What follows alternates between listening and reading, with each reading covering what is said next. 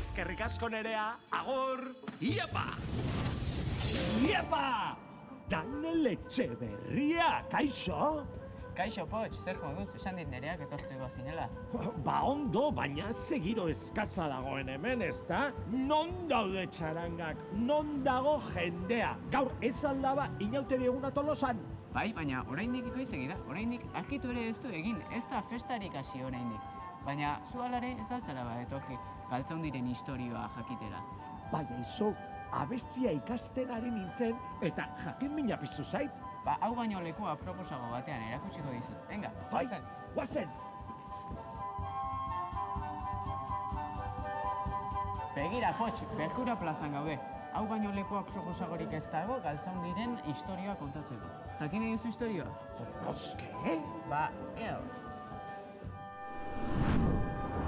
Santos Aldasoro Galtzaundi, zentzu guztietan haundi, Etxerritik Tolosara etorritako zapatari bat izan zen.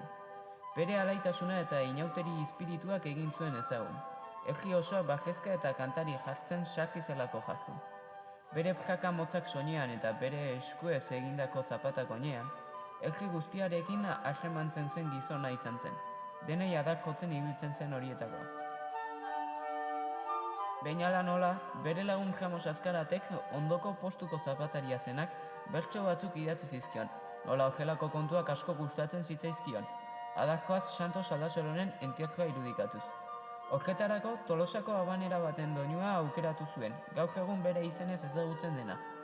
Geroztik, Berjura plazako bigarren eskaratzean biek batera kantatzen zituzten bertsoak gitarra batekin. Itxaron. Orduan, Galtzaundiren pertsonaia 19. mendetik dator? Alaxe da, Potx. Eta nola iritsi da gaur egun arte? Ba, honela dio liburuak. Egun, inauterietako aste artez, bertso doinuz eta artez, bertsoetan kontatzen den entierroa irudikatzen da Tolosako kaleetan zehar.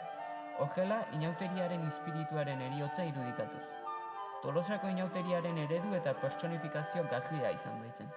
Eta ala gozan doazan, Sajareia Euskal Omendiko plazan. Boa, Daniel, azen olako irakaspena, sekulako gogoa dut lagunei hau kontatzeko. Ea ba, segi.